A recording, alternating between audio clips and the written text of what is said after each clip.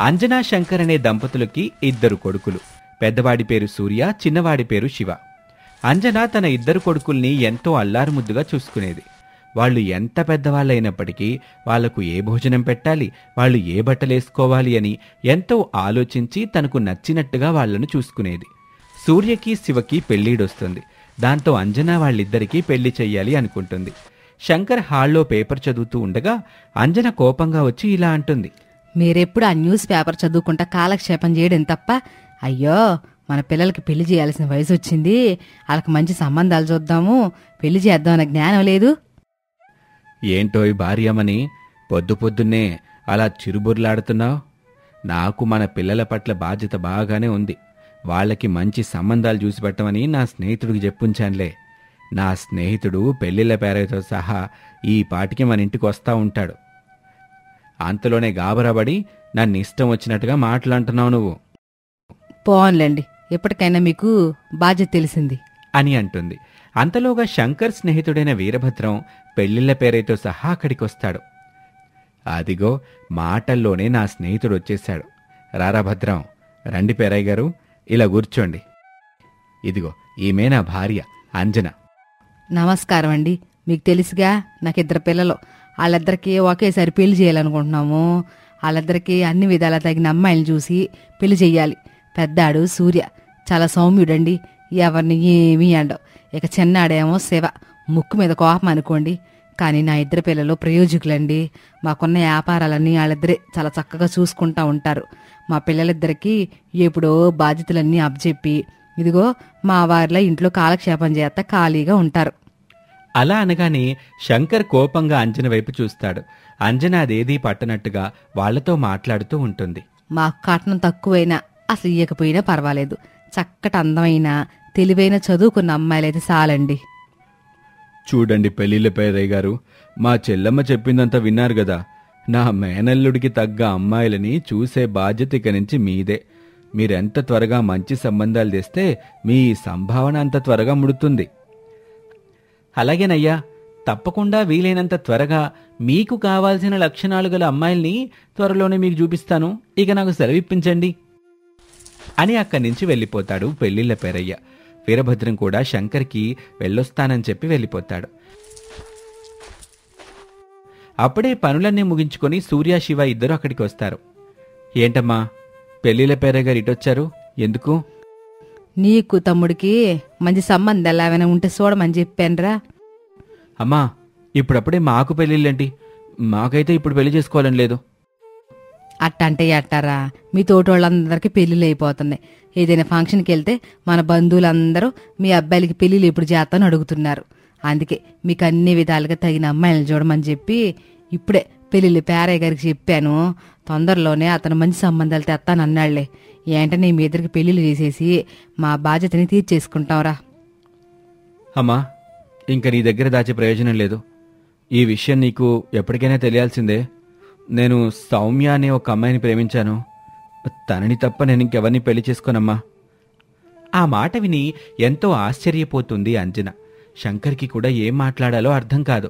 ఏమిట్రా, అప్పుడే నువ్వంత పెద్దాడవైపోయావు అనుకుంటున్నావా? నీకు నువ్వే పిల్లని చూసేసుకున్నావు. అసలు మా గురించి ఏమాత్రమైనా ఆలోచించావా? అన్నయ్య చూడు, ఎత్తిన తలని తెంచుకోకుండా తన పని తాను చేసుకుంటూ ఉన్నాడు. వాడు నేనే చూసి బుద్ధి తెచ్చుకోరా. అమ్మా ఏంటి, అన్నయ్యని చూసి నేను బుద్ధి తెచ్చుకోవాలా? నేను ప్రేమిస్తున్నానని చెప్పాను కదా సౌమ్య, వాళ్ళక్కనే మన అన్నయ్య కూడా ప్రేమిస్తున్నాడు. ఆమె పేరు రోజా. వాళ్ళిద్దరూ చదువుకున్న రోజు నుంచే ప్రేమలో ఉన్నారు అని అనగానే అంజన నెత్తిమీద పిడుగుపడ్డట్టయింది. సూర్య ఏమీ చెప్పలేక మౌనంగా ఉండిపోతాడు. నువ్వలా డీలా పడిపోతే ఎట్లా అంజనా? వాళ్ళది కుర్రతనం, వాళ్ళు అలాగే చేస్తారు. మనం పెద్దవాళ్ళం అన్నీ ఆలోచించి మంచి నిర్ణయం తీసుకోవాలి. వాళ్లకు తగ్గ అమ్మాయిల్ని వాళ్లే చూసుకున్నారు. ఓసారి మనం వాళ్ళని కలిసి వాళ్ళ పెద్దాలతో మాట్లాడి పెళ్లిళ్ళు చేద్దాం. అది కాదండి, అసలు వీళ్ళిద్దరికి ఏం బట్టలేసుకోవాలనేది కూడా ఇప్పటికీ నేనే చెప్తాను. అట్టాంటిది వీళ్ళు నా ప్రమేయం లేకుండా వాళ్ళ సంబంధాలు చూసుకుని పెళ్లిళ్ళు చేసేసుకుంటామనే స్థాయికి వచ్చేశారు. అది తట్టుకోవడం అసలు నా వల్ల కావట్లేదండి. చూడంజనా, ఏదీ మన చేతుల్లో లేదు. కాలానుసారం మనం ముందుకెళ్ళిపోవాలి. బహుశా వాళ్ళిద్దరే మన కోడళ్ళయ్యే రాత ఆ భగవంతుడెప్పుడో రాసుంటాడు. అందుకే ఇదంతా జరుగుంటుంది. నువ్వు విధిని నమ్ముతావుగా. విధి ప్రకారం ఇదంతా జరుగుతుందనుకో, అప్పుడు నీకే బాధ ఉండదు. ఇదిగోండి అబ్బాయిలు, మీ వాళ్ళకి చెప్పండి, రేపే వాళ్ళ ఇంటికెళ్ళి సంబంధాలు మాట్లాడదాం అని శంకర్ అంటాడు. దాంతో సూర్య, శివ ఎంతో ఆనందపడతారు. శంకర్ అంజనని ఒప్పించి రోజా, సౌమ్య ఇంటికి వెళ్లి సంబంధం మాట్లాడి సూర్యకి రోజాకి, శివకి సౌమ్యకి పెళ్లి జరిపిస్తారు. ఇక అక్కా చెల్లెలు ఒక ఇంటికే తోటి కోడలవుతారు. వాళ్ళిద్దరూ కోడలుగా ఇంట్లో అడుగుపెట్టినప్పటికీ అంజన మాత్రం వాళ్లతో సరిగ్గా మాట్లాడదు. అత్తయ్యగారు, ఈరోజు వంట ఏం చేయమంటారు? ఏమండి, అమ్మాయిల్ని నాతో మాట్లాడొద్దని చెప్పండి. నేను ఎవరితోటి మాట్లాడను. అదేంటత్తయ్య, మీరన్నీ ఒప్పుకునే కదా మా పెళ్ళిళ్ళు జరిపించారు. ఇప్పుడు మాతో మాట్లాడినానంటే ఎలా చెప్పండి? అవునత్తయ్య, మా మీద కోపం ఉంటే 4 తిట్లు తిట్టండి, అంతేగాని ఇలా మాతో మాట్లాడకుండా ఉండకండి. ఏమండి, మీకు ఎన్నిసార్లు చెప్పాలి? ఇప్పుడు నాకెవరితో మాట్లాడడం ఇష్టం లేదు. ఆ విషయం అందరికీ అర్థమయ్యేలాగా మీరే చెప్పండి అని కోపంగా వెళ్ళిపోతుంది. అప్పుడు రోజా, సౌమ్యని ఇద్దరినీ చూసి శంకర్ ఆశ్చర్యపోయి ఇలా అంటాడు. ఇదిగోండమ్మా కోడళ్ళు, ప్రస్తుతం మీ అత్తగారు మీ మీద కోపంగా ఉంది. ఆవిడ కోపం తగ్గేంత వరకు మీరు వేచి ఉండక తప్పదు అని అంటాడు. దాంతో రోజా, సౌమ్య ఎంతో నిరాశ చెందుతారు. పొద్దున్నే లేచి చకచకా వాకిట్లో ముగ్గేసి అంజనకి ఇష్టమైన వంటలన్నీ శంకర్ని అడిగి చేస్తారు. కాని అంజన మాత్రం వాళ్ల వైపు కూడా చూడదు.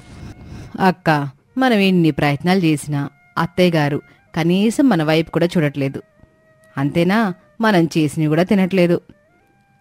అవును సౌమ్య, ఇప్పటికీ మనకి పెళ్ళయ్యి 6 నెలలు అవుతుంది, కానీ అత్తయ్యగారు నోరు తెరిచి మనతో ఒక్క మాట కూడా మాట్లాడింది లేదు.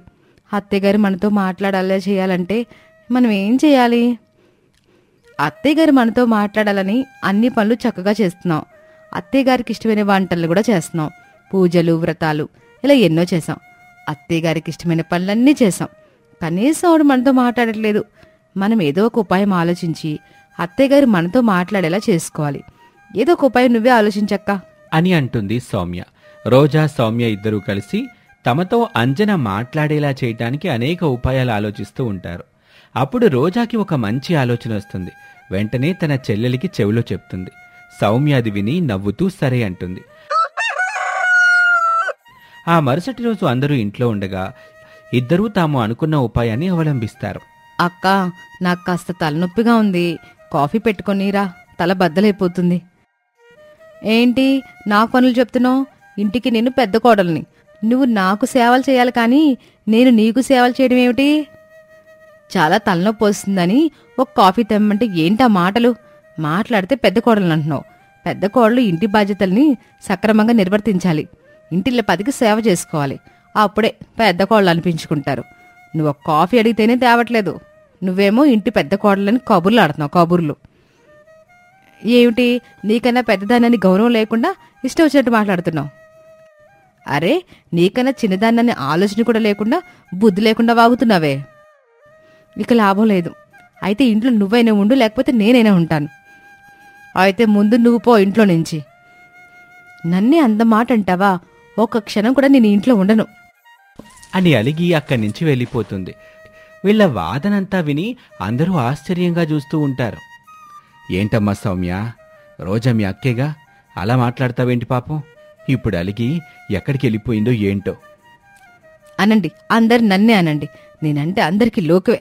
నాకు విలువ లేని ఇంట్లో నేను ఒక క్షణం కూడా ఉండను అని సౌమ్య కూడా అక్కడి నుంచి వెళ్ళిపోతుంది. అసలు అక్కడ ఏం జరుగుతుందో ఎవ్వరికీ అర్థం కాలేదు. తర్వాత సూర్య, శివ, సౌమ్య, రోజా పుట్టింటికి వెళ్ళి వాళ్ళని తీసుకురావాలనుకుంటారు. కాని విచిత్రంగా వాళ్ళక్కడ ఉండరు. ఆ విషయం వచ్చి శంకర్కి, అంజనకి చెప్తారు. శంకర్, అంజన ఎంతో కంగారు పడతారు.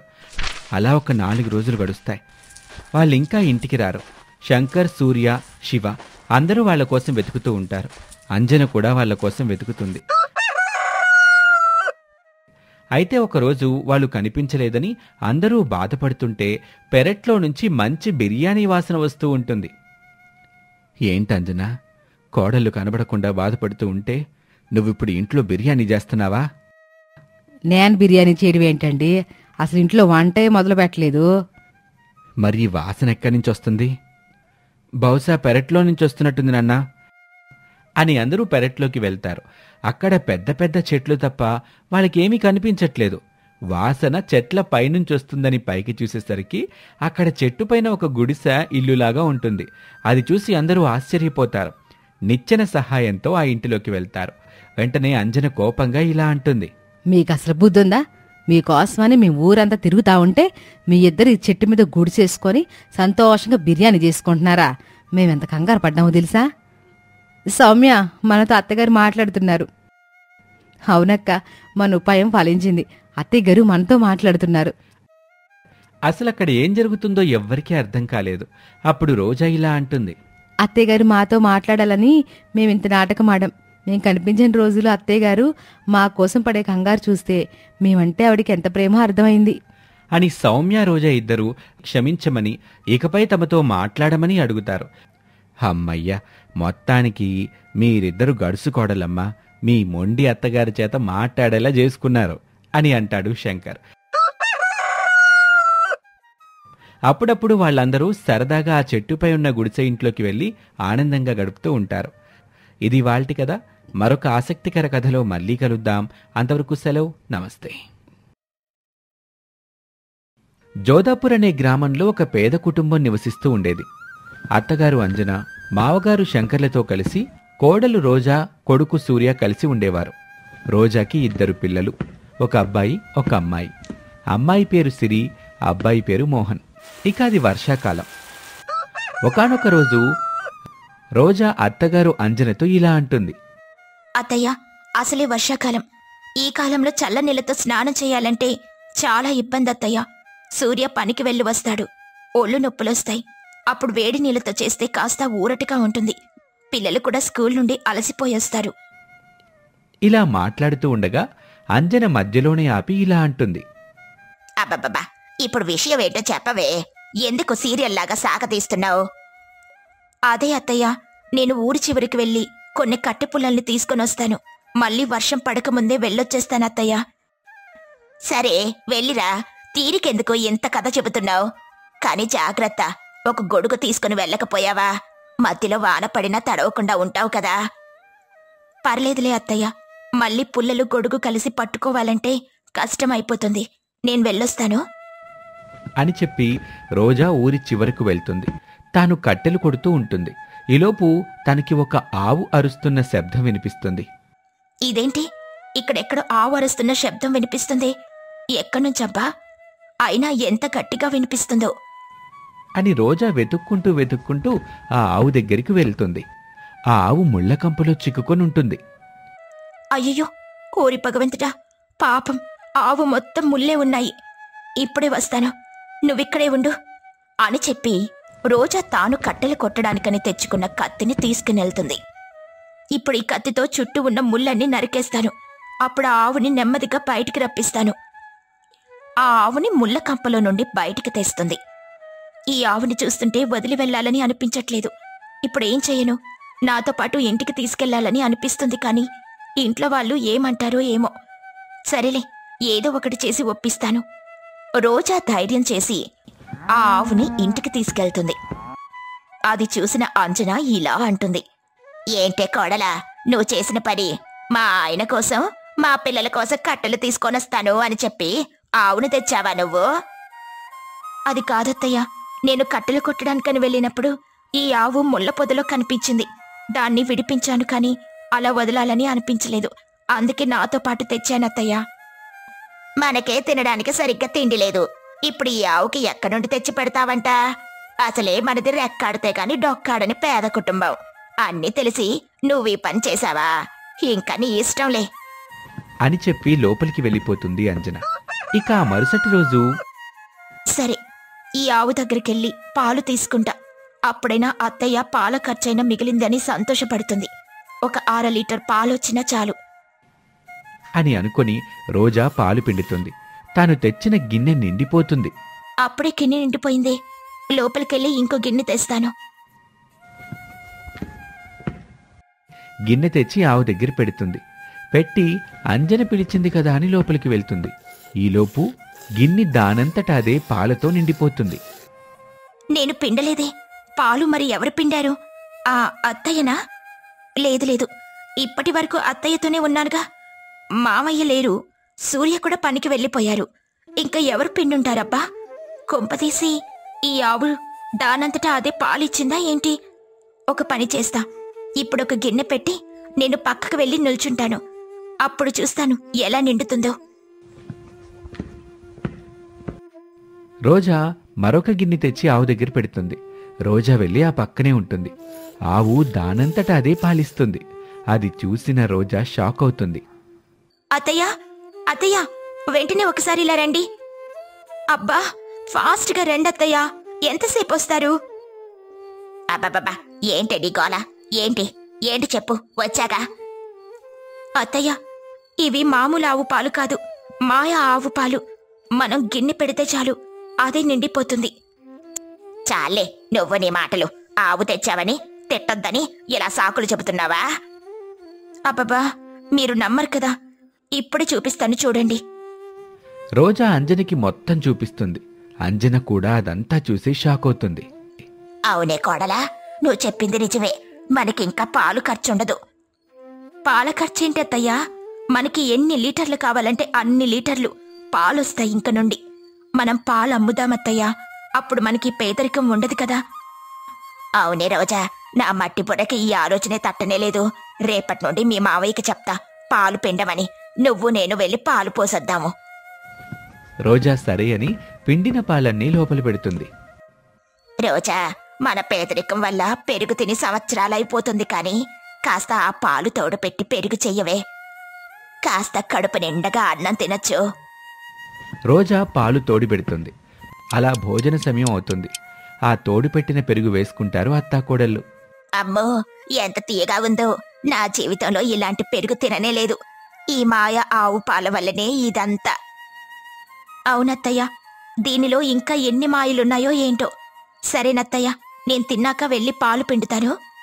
రోజా భోజనం చేసి పాల కోసం ఆవు దగ్గర గిన్నె పెడుతుంది. ఆలోచనలో పడుతుంది. వంటి మీద ఒక్క బంగారపు పోగు కూడా లేదు. కనీసం ఒక ఉంగరమైనా ఉండుంటే బావుండేది.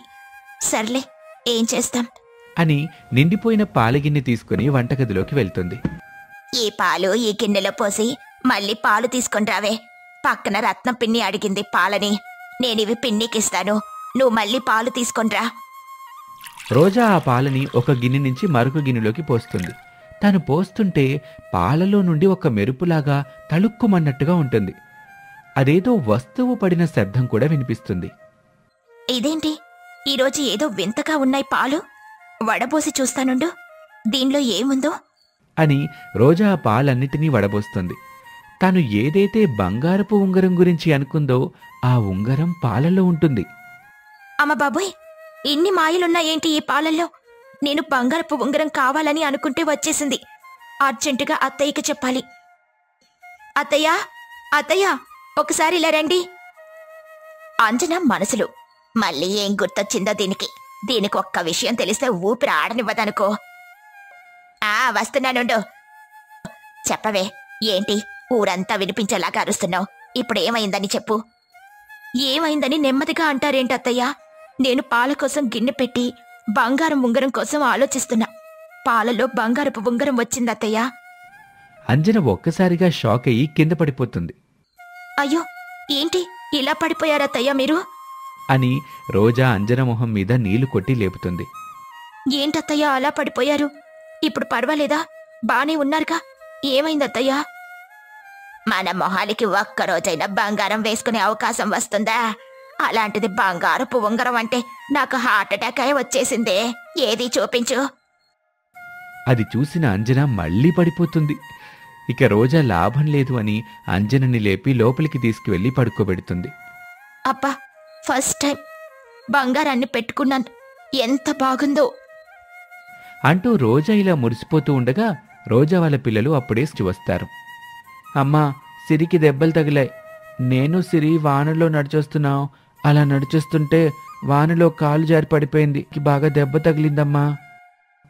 అమ్మో, అవునా సిరి తల్లి? ఇట్రా అమ్మా, దెబ్బ తగిలిందా? రా ఇట్రా, చూస్తాను. రోజా చూసి ఇలా అంటుంది. పర్లేదులే తల్లి, చిన్న దెబ్బే, తగ్గిపోతుందిలే. సాయంత్రం నాన్నతో కలిసి బయటికి వెళ్దాం, ఓకేనా? పాలు తీసుకొస్తాను, తాగేసి కాసేపు పడుకో. ఈసారైనా వానొచ్చినప్పుడు చూసి నడవాలి, సరేనా? వెళ్ళి పడుకో. నాకొద్దమ్మా, నాకు తాగాలని లేదు. లేదు లేదు, తాగేసి పడుకో. సాయంత్రం బయటికెళ్దాం. సిరికి పాలిస్తుంది రోజా. సిరి ఆ పాలు తాగిన వెంటనే ఆ దెబ్బ మాయమైపోతుంది. ఏది దెబ్బ చూపించు, కట్టు కడతాను. రోజాకి ఆ దెబ్బ కనిపించలేదు. సిరి, ఏ కాలుకి దెబ్బ తగిలింది? ఒకసారి చూపించు. ఎడమ కాలమ్మా. సిరి చూసుకుంటుంది, కానీ సిరికి కూడా ఆ దెబ్బ కనిపించదు. రోజాకి ఇక విషయం అర్థమవుతుంది. అమ్మో, ఈ మాయా పాలు తాగితే దెబ్బలు కూడా తగ్గిపోతాయన్నమాట అని అనుకొని, చూసావా సిరి, పాలు తాగితే మనకి మంచిది, దెబ్బలు తగ్గిపోతాయి. సరే, మీరు వెళ్ళి ఆడుకోండి. రోజా ఆ ఆవు దగ్గరికి వెళ్తుంది. అప్పుడు ఆవు ఇలా అంటుంది. రోజా, రోజా అని పిలుస్తుంది. రోజా ఎవరు పిలిచారో తెలియక దిక్కులు చూస్తూ ఉంటుంది. రోజా, నేనే నీకు రోజు పాలిచ్చే ఆవుని. రోజా షాక్ అయిపోతుంది. ఆవుతో ఇలా అంటుంది. ఏంటి, నువ్వు మాట్లాడతావా? నువ్వు మా కుటుంబానికి చాలా చేశావు. నీ మాయా పాలు వల్ల మేము చాలా అద్భుతాలు చూశాము. నువ్వు నన్ను ముళ్ళ పొదలో నుండి తప్పించావు కనుక నేను నీకు ఇచ్చిన కానుకిది. ఇక నుండి నువ్వు నా పాలు ఊరు వాళ్ళకి అమ్ముకోవచ్చు. అప్పుడు మీ కష్టం, మీ పేదరికం అన్నీ తొలగిపోతాయి. కాని బయట వాళ్ళకి ఇచ్చే పాలలో ఈ మాయలేమీ ఉండవు. ఈ మాయలన్నీ కేవలం మీ కుటుంబానికి మాత్రమే వర్తిస్తాయి. చాలా సంతోషం. నేను చేసిన చిన్న సహాయానికి నువ్వింత పెద్ద బహుమతి ఇస్తావని అనుకోలేదు. నీకు కృతజ్ఞతలు. నీ రుణం ఎప్పటికీ తీర్చుకోలేను. ఆ రోజు నుండి రోజా ఊళ్ళో పాలు పోస్తూ ఉంటుంది. అలా నెమ్మది నెమ్మదిగా ఈ ఆవు ఇచ్చే మాయాపాల వల్ల వాళ్ల పేదరికం అంతా పూర్తిగా తొలగిపోతుంది. ఇది వాల్టి కథ. మరొక ఆసక్తికర కథలో మళ్ళీ కలుద్దాం. అంతవరకు సెలవు. నమస్తే.